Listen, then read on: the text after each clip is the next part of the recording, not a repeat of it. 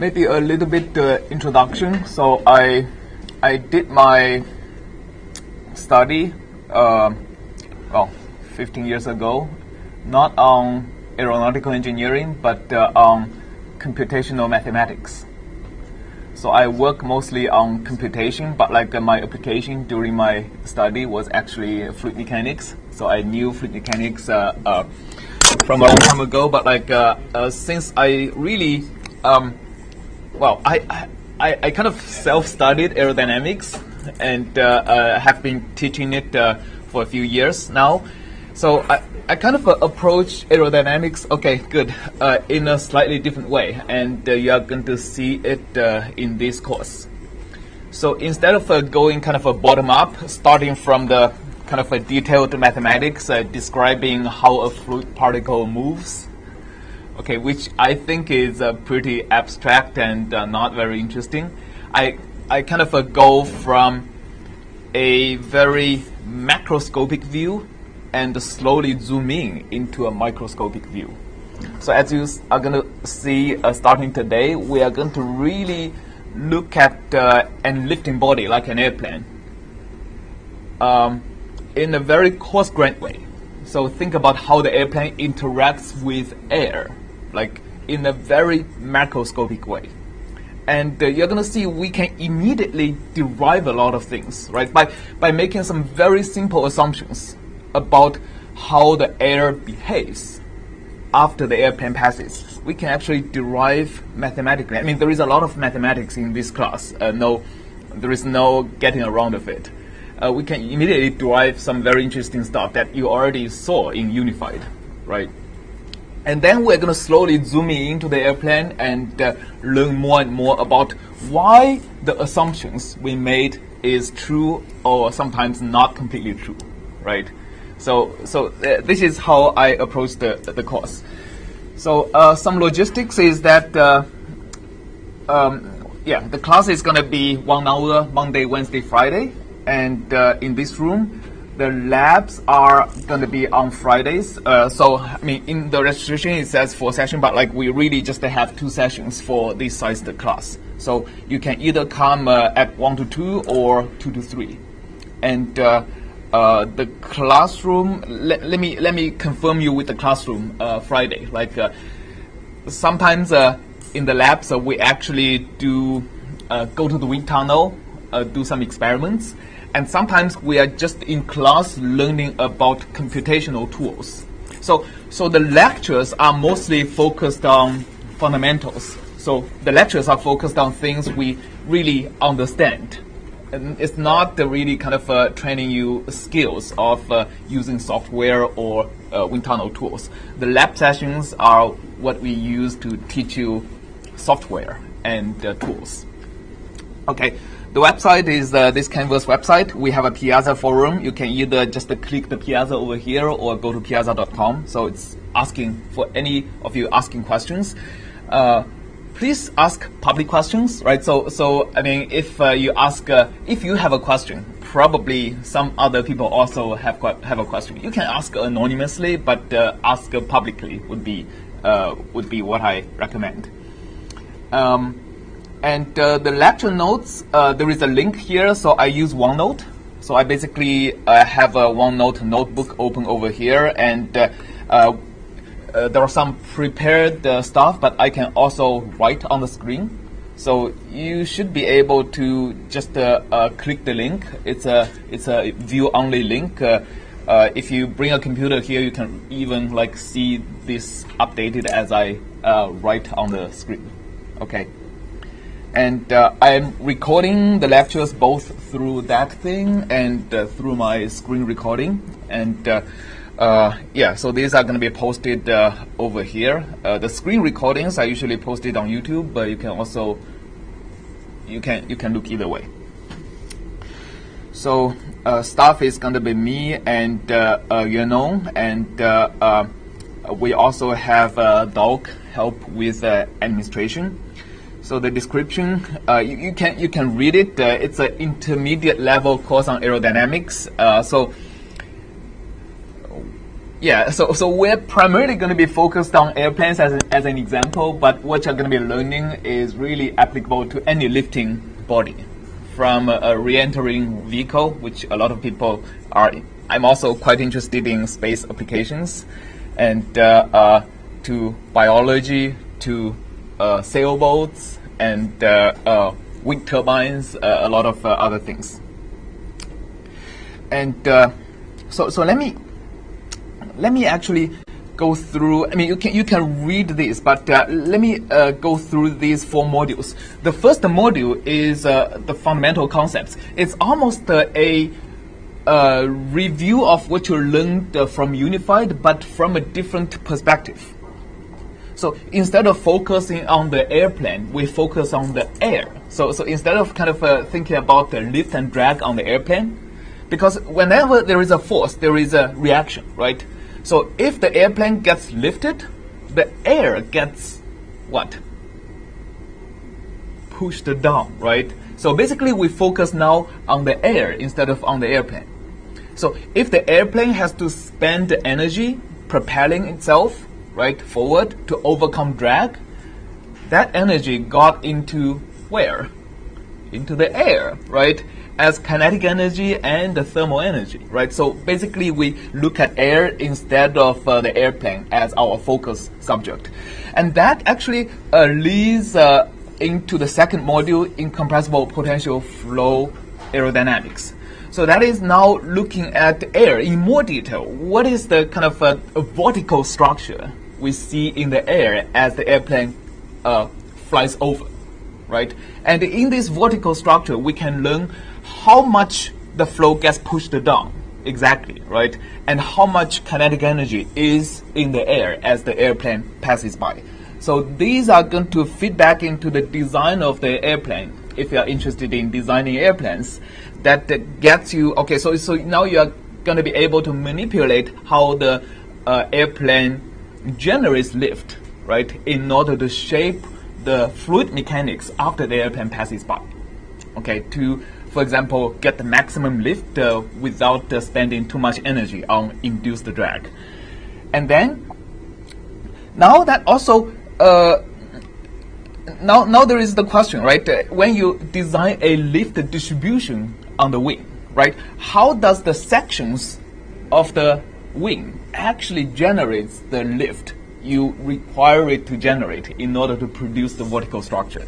So this actually requires us to zoom into airfoils. So we first zoom into airfoils on this incompressible potential flow section. So looking at the 2-dimensional airfoils, it's really another level of zooming in, right? How the shape of the airfoil determine how much lift it generates. And then we're going to study as you change the angle of attack, of course the lift changes, but at some point you're going to get flow separation, you're going to stop, right? So what actually triggers that? That leads us to our third module of viscous and compressible aerodynamics. So we are now zooming further into what is actually causing the airfoil to stall. It's boundary layers, the dynamics of boundary layers and the flow separation.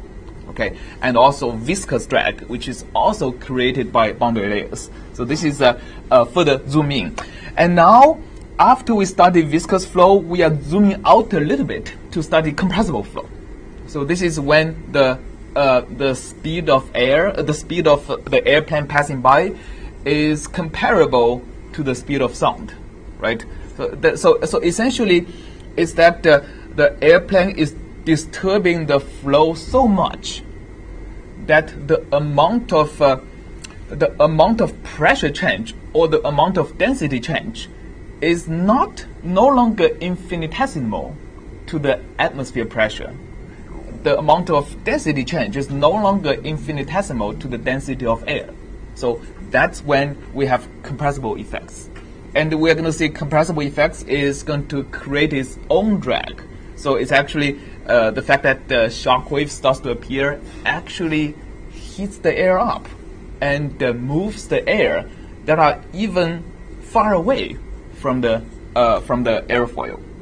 As soon as the air goes through a shock, it actually changes in some fundamental way. So this is this is roughly the first 70% of the course. And then at the very end of the course, we're going to do a design. So we are going to be forming up into teams of 3 people. And you're going to be designing something that's aerodynamically important. The project last year was designing a blended wing body airplane that's powered by hydrogen. So the fact that you have hydrogen inside the airframe creates, basically makes it necessary to deviate from conventional designs, in the sense that you have to have very well insulated big chunks of hydrogen tanks inside the airframe. So we had a lot of designs, for example, have the hydrogen tanks in the center of the airplane and have passengers sit on both sides of the hydrogen tank. So these are the kind of things like how do you design the aerodynamics around that is what's the interesting stuff, right? So you have to design now the airfoils so that it is thick, because you want the hydrogen tanks to be big, so that it is efficient. And you also want to design the distribution so that you get the minimum induced drag, you achieve the range, and you have enough hydrogen to actually have enough energy to overcome the drag, which you can manipulate through the aerodynamics. Okay, and so for course materials, we are primarily going to assign reading from John Anderson's book, Fundamentals of Aerodynamics, and there is also a MIT X website. We are sometimes going to also assign readings on that. So the recitation sessions are basically the same as lab sessions. So please either come to the 1 to 2 session or 2 to 3 session. And we are going to, actually there are 3 types. One is we may do review sessions. We may teach you how to use certain software. We may go to do some experiments. So we are going to have weekly homework before the project starts. Okay, so this accounts for 35% of the grade. And then once the project starts, there is no longer any weekly homeworks, and the project itself accounts for 35% of the grade. And 35 plus 35 is 70%. So there is a remaining 30%. That is 2 quizzes, 2 exams. So the 2 exams, the second exam is just before the beginning of the project. So roughly 70% into the semester. And the first exam is halfway between now and the second exam. So that's like 30% into the 35% into the semester. Okay, so that's kind of roughly how the course is going to go. Yeah. So any questions on the logistics? No? Are we all good? So we'll actually, just like a typical MIT course, we're going to dive right into the technical stuff. How about that? Okay. All right. So, of course, this class is aerodynamics. So we are going to be looking at aerodynamic forces. So what is aerodynamic force? Aerodynamic force is the force due to relative motion between the body and air, right? Between a solid body and air. Okay, so fluid statics is the force from a fluid without any relative motion. Okay, so aerodynamics or fluid dynamics is the force between fluid and a solid body due to the relative motion. So when there is no relative motion, there is no aerodynamic force. So and the aerodynamic force is actually everywhere. It's not just the airplane. So this is one of the most exciting things that happened recently. Is the first time we're able to actually recover an entire launch vehicle, right? I mean, not recover, but actually land back in relatively one piece, the entire launch vehicle, including both stages. So this is, for example, the time lapse of the landing of the upper stage of the Starship Super Heavy launch vehicle. So, so what you see is really the plasma created when the vehicle is now going into the atmosphere. So think about the entire re-entry process. There is essentially a process dominated by lift and drag, the two primary aerodynamic forces we are going to be studying in this class, right?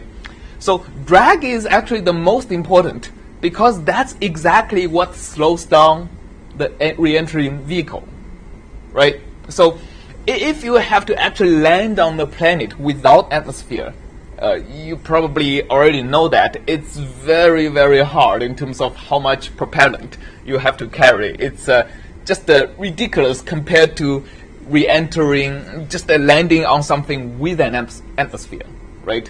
Even a little bit of atmosphere like Mars actually helps a lot. So it's the drag due to the air that slows the whole thing down. That saves you a lot of energy. But it's not just the drag, it's also the lift. So does anybody know like why is lift important in this case? Like why you want to design an re-entering vehicle? By the way, it's all the stuff that's vaporized over here. And I'm going to maybe tell you more in the later part of the course. So we are starting to do computational fluid dynamics, right? So this is the first time this thing actually is re-entering atmosphere. Nobody has done any experiments, right? All of this, the placement of the fins and how much shielding you are going to put on it is all calculated using computational fluid dynamics. And there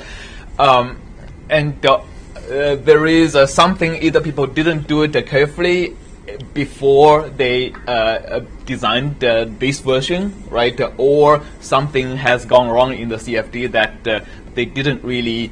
I think they actually predicted this before it launches, so people know there is going to be a problem, but not before they designed it. So anyway, so who knows why lift is important here? Yeah. Yeah, they use it for pitch and roll control. That's one thing. But there is also another thing, right? So, like, what's the advantage of something that looks like a starship in comparison to, like, the Apollo re-entering vehicle? Lift is important because it keeps the vehicle in the upper atmosphere where the density is low for as long as possible. Okay, so like if you go down too fast, you are entering dense atmosphere at too high of a speed. So that creates extreme demand on how much heat shielding you need to have. So the optimal way is to have a vehicle with high enough L over D that stays on the upper atmosphere where the air density is relatively low for as long as possible, so that you can slow down enough before you go to the dense atmosphere. So having a decent lift actually helps you reduce how much heat shielding you need to have by actually pretty significant amount. So aerodynamics is very important in this re-entering vehicle business, right? Especially as today we are now able to actually have very large vehicles like this coming back into the atmosphere in one piece. So very, very important. Okay, so we're going to go through this procedure, right? So first of all, we're going to study aerodynamics fundamentals. We identify lift and dragging applications, which we started doing like on the re-entering vehicle, right? We're going to actually really learn something that actually everybody thinks they understand, but it's really deep. Conservation of mass, momentum, and energy. So everything about fluid mechanics is actually about conservation of mass, momentum, and energy, right? So it's very easy to say it, but be able to actually apply it for all the scenarios where it is useful, is actually takes actually years of learning and practice. And the so-called the Navier-Stokes equations that can describe all fluid mechanics is actually just conservation of mass, momentum, and energy. I mean, you may know Navier-Stokes equations have 5 equations, right? What are the 5 equations? The first equation is just the conservation of mass. The second equation, third equation, fourth equation are just the conservation of momentum in x, y, z directions. And the fifth equation is conservation of energy, right? Nothing more, nothing less than just the conservation of mass, momentum, and energy. And so today we are going to start looking into that. Okay, so just to lead us into one of the things I struggle to get a lot of people appreciate is the continuous nature of fluid mechanics. So people who have engineering background are used to deal with discrete stuff, right? You have a beam, right? You have some element, and you have a motor. You have things that are discrete. But aerodynamics, or actually all fluid mechanics, deals with continuous stuff. So today I'm going to use something discrete first to illustrate the principle before I move on to something that's more continuous. And this is the discrete stuff. I'm trying to illustrate lift, okay, is the so-called Jesus Christ the lizard. And let's actually watch this. I don't know if I have sound on this.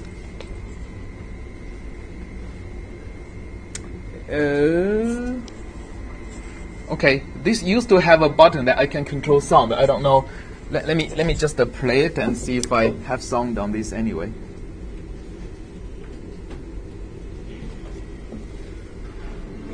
Oh, young Costa Rican basilisk lizards are looking for food.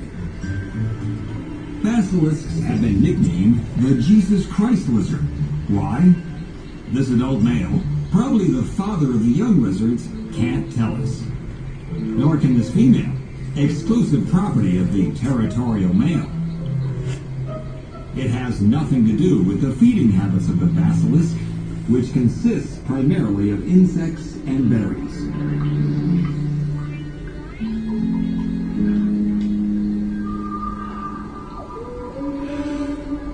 This predatory reptile will help reveal the secret as it stalks the young basilisk.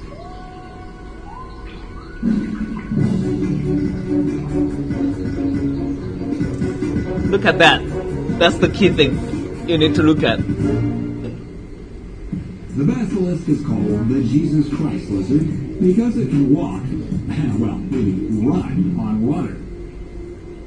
It bicycles its hind legs, and the tail becomes... You need to think about the physics of this.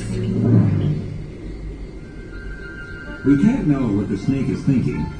Did it really want to eat the lizard, or did it just want to show? Okay, so here's the question. Okay, I'd like you to actually, I don't know if there is enough space, but yeah, I think it'll be great if you can form actually teams of 2 and find a small chunk of blackboard and tries to answer this question. So let's assume each step of the lizard sets in motion a ball of water because it just stamps down onto just the water, right? So let's assume it actually sets in motion a ball of water. And the ball of water has a diameter which is the span of the foot. Okay, let's say that's B. So the first question is, what's the mass of water set in motion by the lizard in each step? Should be easy to answer, right? Just have the formula. And then assume the water is set to move downwards because it tries to stamp down the water, right? At a fraction x of the forward speed of the lizard, which we assume is b. Okay, derive the formula that tells us how much momentum does the lizard transfer to the ball of water in each step. Okay, It's conservation of momentum, right? So if the lizard pushes down on the water gains a certain momentum downward, then the lizard gains a certain momentum upwards. Make sense?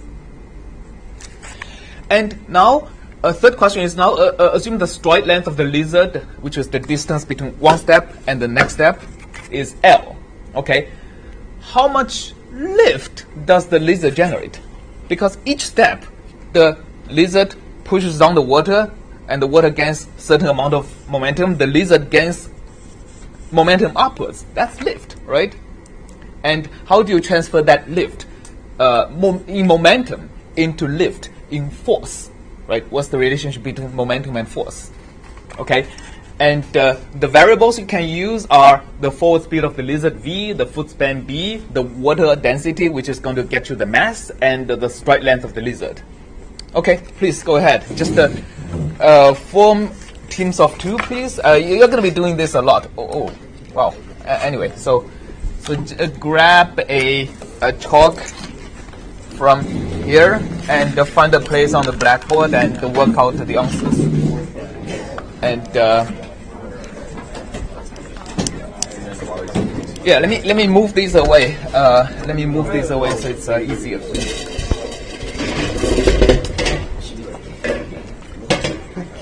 Yeah, let's also, if you can help move also the chairs away, that'll be good. And you can come over here. I'm also going to move my chair away. Yeah, there's some additional talk. Okay.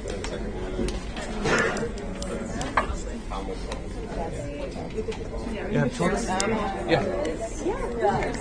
More chalks? Thank you.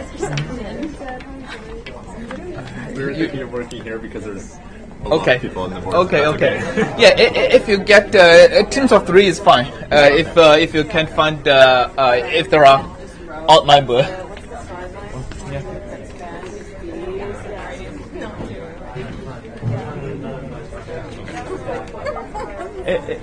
Are there other people looking for partners? Well, you can join one of the people who are teams of two.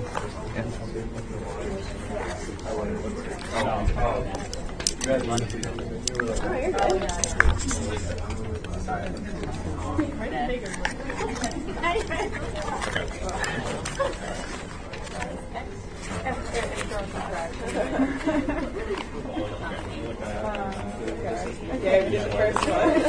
Yeah, you get the first one. Good.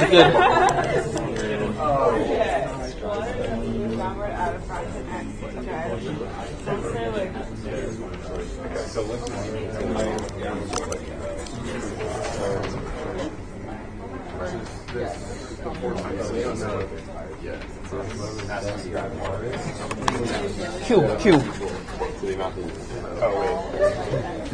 Yeah. Oh, but the stride length. So it's lift is equal to how much you push. Yeah. So. Oh wait. Yeah. Because elevated. Wait. So that's the momentum. Wait. Yes.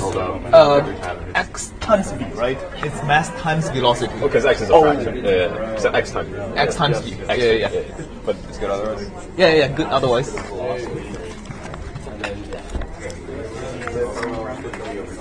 Yeah, you get the mass.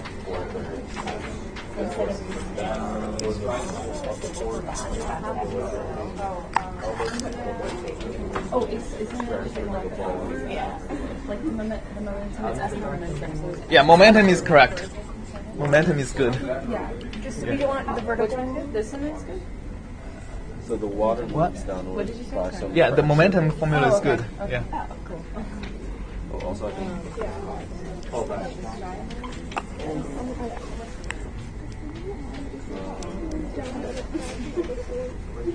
So what would be the relationship? It's like what? So each step. Do you need a chalk space? Oh, we're just gonna. Oh yeah. Okay. Make it work. Okay.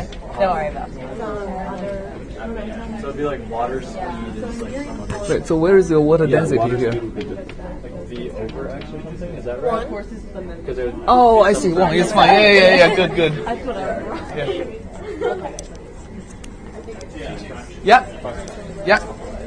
give a hint as to how the distance between the steps relates to the force generated? Because we know that obviously the amount we're pushing down is going to push up with an equal amount of force. Yeah. But I guess the distance in between, how does that relate to? Yeah. So what is the relationship between force and momentum? Sure.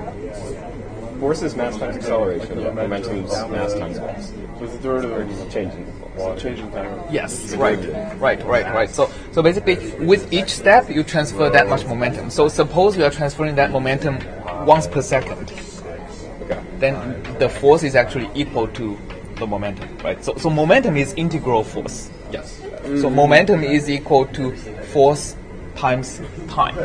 Yes. Okay. So like if you are transferring the momentum once per second, then the force is equal to momentum. If you are transferring the force twice per second, the force is equal to twice of that momentum. So it's the force is equal to the momentum times how frequently you are pushing that much, right? So V mx v. Yeah. So the force is equal to momentum per second. Now you have the stride, right? And you have velocity. You can figure out how many strides the lizard have per second. Sure. I think one of the so I see everybody seems to be getting the momentum per step. So how do we go from the momentum to force? Okay, so force is how much momentum you are transferring per second, right? Momentum per time is force. So you need to figure out how many times the lizard pushes down the water, right, per second. And then you need to multiply the momentum per step by the steps per second. That gets you force.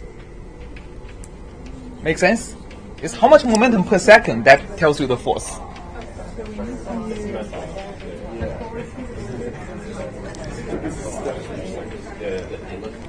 The name of the unit is weird. So you have to add that. This is so Momentum equal to force times time. Oh wait, yeah. I guess you're already correct.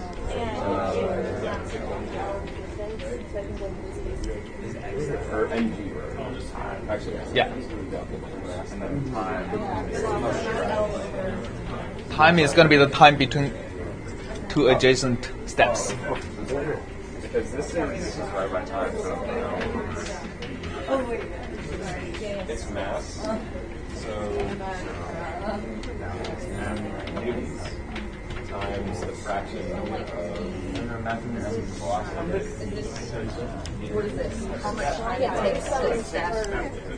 So nice, you get the v squared now, right? Yeah. Oh yeah, there you go.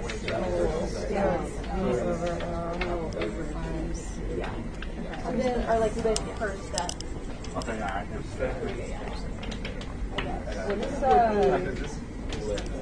This over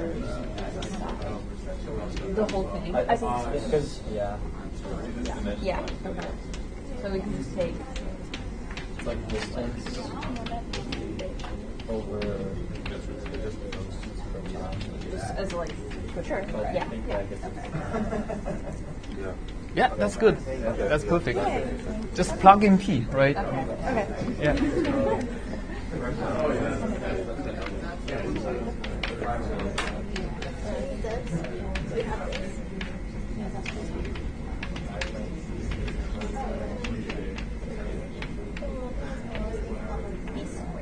So we divide out the B basically? Yeah, but we need the rate. Yes, you need the step Yeah, right. yeah. Yeah.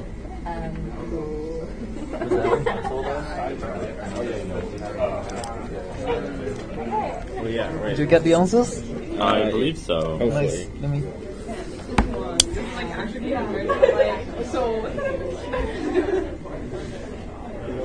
Wait, I forgot this. V square. Yeah. Yeah, good. I wanted to ask, I think before you said we have the lab from 1 to 2 and 2 to 3. I think on the register mine is scheduled from 3 to 4. Yeah,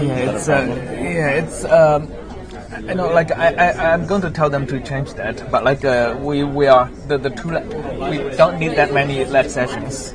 I see. So Because the other two don't fit in my schedule currently. the 1 to 2 and 2 to 3 neither Yeah. fits.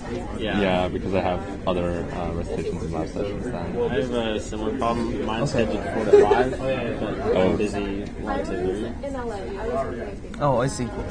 Okay, so let me ask them if I can somehow change this to 2 sessions, but with minimum conflict with other people. Okay. Okay. Thank you so much. Yeah. Sure. Okay, did you get the answer? Nice. Okay, very good. A lot of people, I think most of us get the answers, right? Yeah, so what's important is look at all your answers. The lift has rho v square in it. Right? And the lift has rho v square and something like an area, right? So for here, we have b cubed divided by L, right? Which has the unit of area. So this is something like we are going to use in our later derivation when we look at an airplane. So for now, just think of where the v squared comes from. First of all, think about where rho comes from, right? Rho goes into the mass, right? Which goes into the momentum transfer, which ultimately appears in lift. So that's why lift is proportional to rho. Why is lift proportional to v squared? That's actually a more difficult question. The two v's, v squared is v times v, right? The two v's actually come from different places.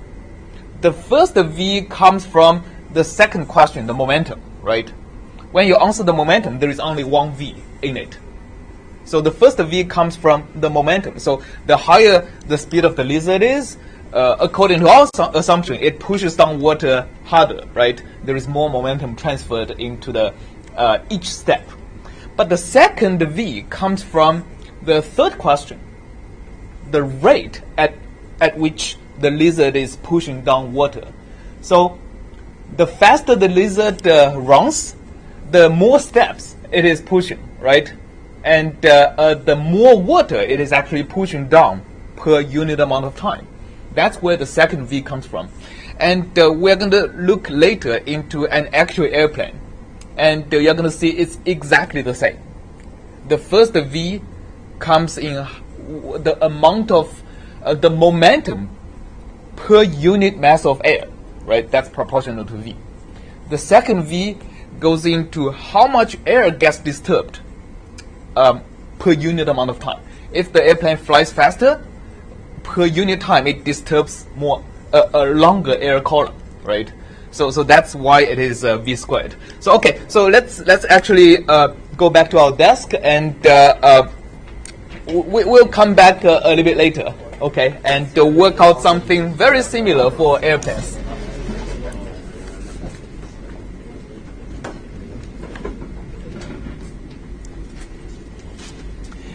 Anybody has any questions on this derivation? No? I think you all got pretty much the right answer. Okay, so just something fun to watch regarding to water, right? Just like the Jesus Christ lizard. So this is the newest American Cup sailboat. That's going to be what?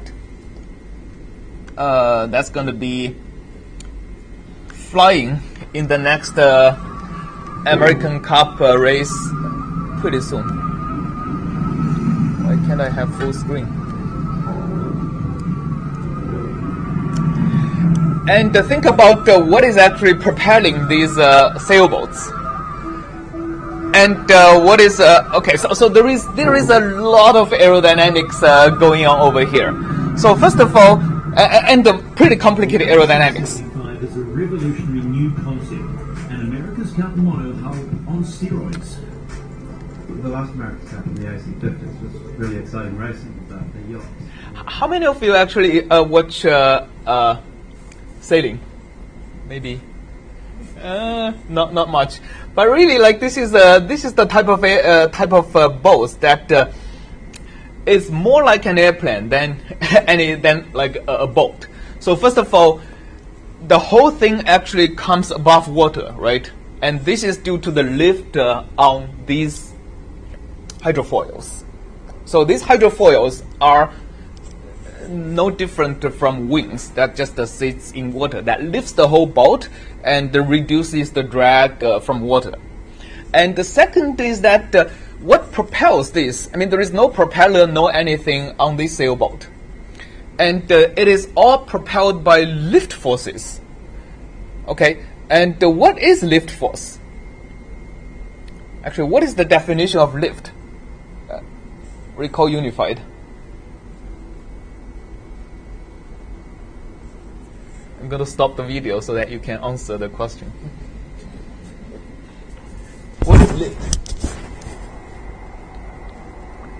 What is the difference between lift and drag? Yeah? Just the direction. It's aerodynamic force acting perpendicular to the direction of motion. Yes, the direction, right? Okay, so before answering what is lift, it's easier to answer what is drag, right? The drag is the force opposite to the relative direction of motion. But by the way, relative is the important word here, right? So when you get aerodynamic force when you have relative motion between the solid, right, whatever that is in air, and the air itself. So, for example, in this case, when there is wind, it's the relative direction that matters, right? When there is wind, which means the air is not stationary, the boat is, of course, not stationary, so it's the relative that matters. So, drag is the force in the same direction, of course, opposite to the relative direction of motion, and lift is the force perpendicular to that direction.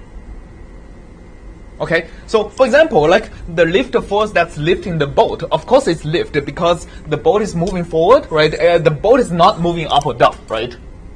So whatever that's pointing upwards has to be perpendicular to the relative direction of motion because neither the boat nor the water is moving up or down. I mean, the relative motion has to be horizontal. Vertical force is lift. But what is the lift force on the sail? That's a little bit more tricky, right? So the lift force on the sail, of course, is not going up or down. It's sideways. And it's sideways, and it's perpendicular to the relative motion between the boat and air. Okay, so that's one lift force. There is another lift force on these vertical elements that sticks into water. Okay, I mean in regular boats that's a keel, right? But these are all hydrofoils. And the lift on these, instead of being perpendicular to the relative motion between boat and air, it is perpendicular to the relative motion between boat and water. So these two relative motions are not in the same direction, which means the lift on the sail and on the hydrofoils are not in the same direction. Although they are both sideways, they have an angle with respect to each other. And it's the angle, right, that makes the two forces, when you sum it up, it creates the thrust, right? It propels the boat forward. It really overcomes the drag. So this is basically how sailboats work, and this is why sailboats doesn't work if there is no wind, right? If there is no wind, whatever lift you are creating on the sail and on the hydrofoil or on the keel, they just balance each other exactly. You get no compound force. All right. So this is basically how, like, of course, hydrodynamic forces and aerodynamic forces come together to work on sailboats. Okay. So now we're entering continuous regime, right? So like we are now like a sailboat. It is pushing air and pushing water continuously. And let's actually figure out how it pushes air continuously. And to get some intuition, let's watch this.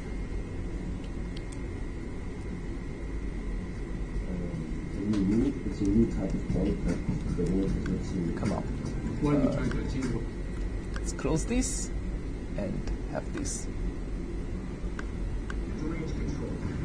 Entering Point Alpha. Confirmed green range.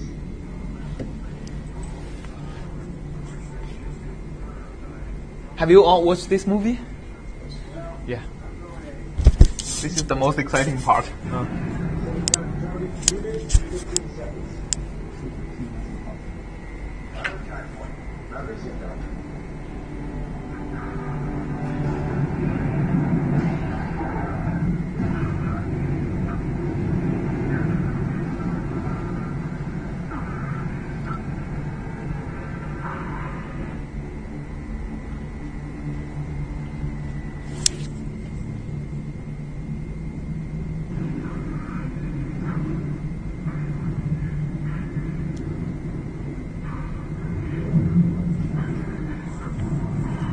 Let's pause over here.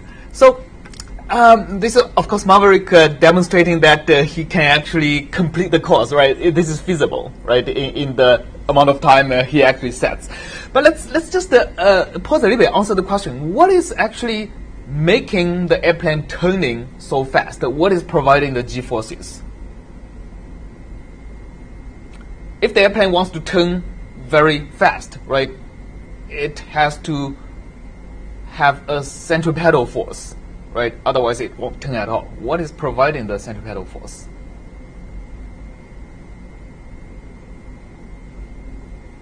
Yeah? Control surfaces. Control surfaces? I'm sorry, wrong answer. Just to look at how the airplane banks as it turns, right?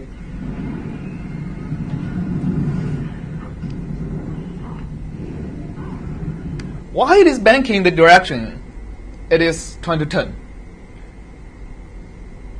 How many of you are pilots? Wow, nice. Can you give an answer? Exactly, right? I mean, like if you started to become a pilot, you have to do steep turns, right? And it's actually very intuitive. That is actually the lift force that's providing you the centripetal force that's providing you the making you turn, right? So normally when you fly horizontal, the lift force is pointing upwards. And when you bank at 45 degrees, and in this case almost 90 degrees, the lift force is no longer pointing up. It's pointing still up to overcome the gravity, but most of the lift force is pointing sideways. That actually creates the centripetal force for you to turn. All right, so it's actually the lift force.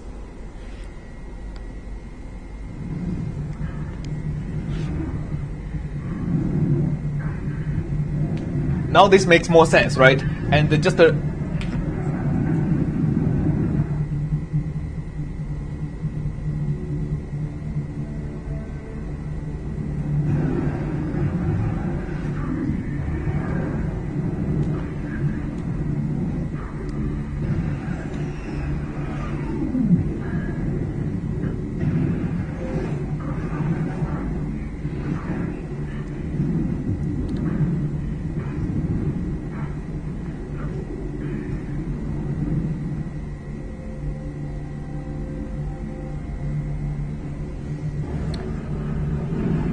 okay, so now it's entering the desert. So one thing I think very few people pay attention over here is actually not the airplane itself, but the air.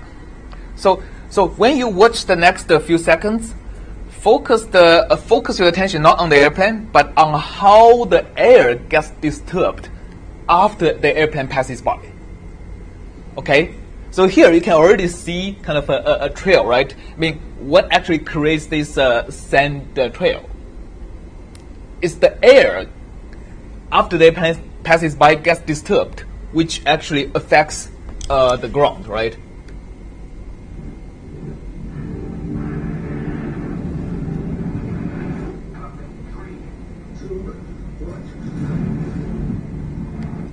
Okay, you see that? The next, let me just go back a little bit, replay it again.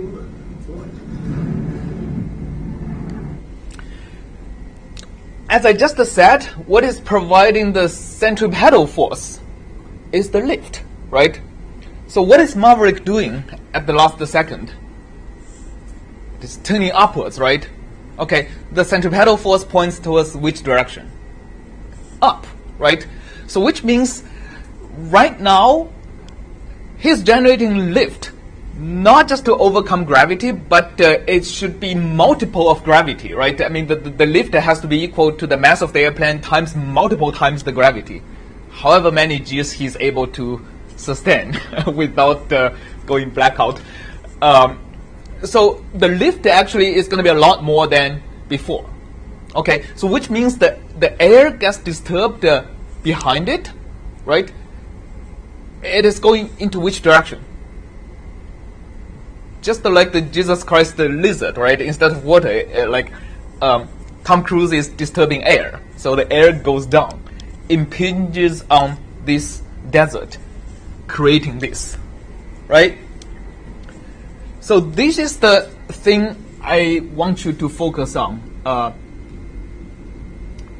Okay. So I don't think we have time to do this in this lecture because we are about to run out of time. But in the next lecture, the first thing I like you to come over to do is to roughly redo this Jesus Christ the lizard, the math, but on Tom Cruise's airplane. Specifically, this is.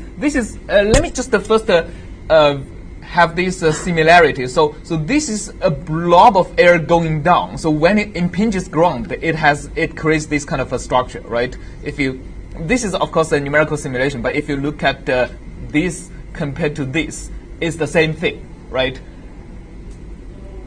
So essentially, what is happening is that, of course, we don't see the descending column of air, but when a descending column of air hits ground, it is this is the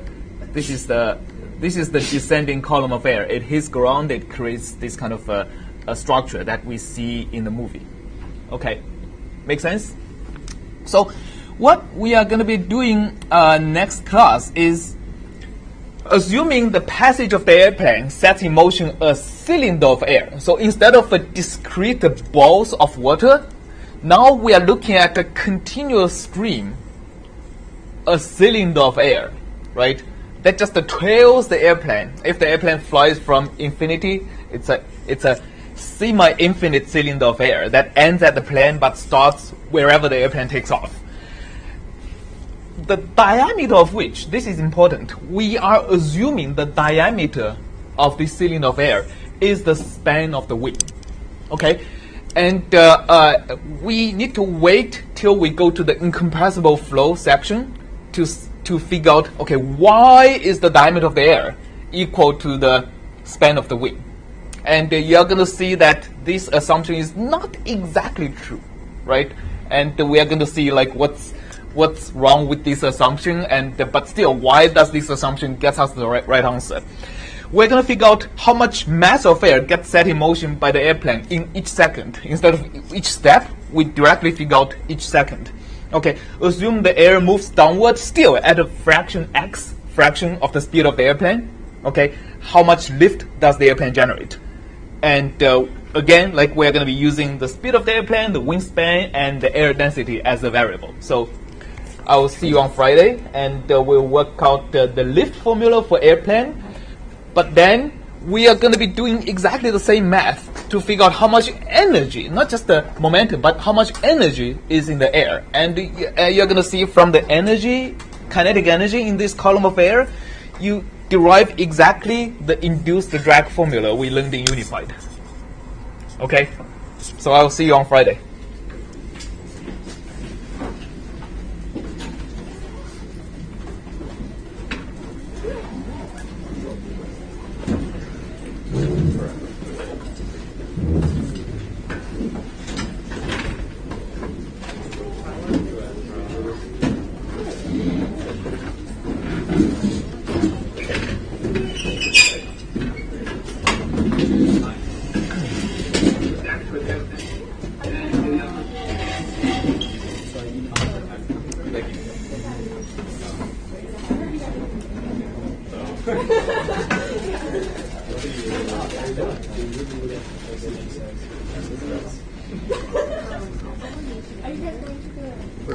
Hello. We're process registering from Harvard. Okay. We were wondering, petition-wise, when we add it as a class. I think the professor has to like click. Yeah. I think I'm gonna get an email. I'm gonna search my email to see if I missed anything. Oh, okay. Okay, sounds Thank you so much. Okay, what's your names? Makaya. Makaya? Divina. Divina. Yeah. Okay. I think we emailed Yeah. you over the summer or at the Yeah, end of quite last a while year. ago. Okay. About it. Okay. But- Cool. Okay. You succeeded in going through all the paperwork? Oh yeah. yeah, On our I end. think so. Yeah, I think it's just we covered our end, but we're just not sure how to link. Yeah, it's still waiting, like pending. It says pending for approval. Okay. So I think, yeah. So Okay. we have approval from our Yeah. school as well. But. Good. Yeah, I'll do that. Okay. Okay, Thank you so much. Sure.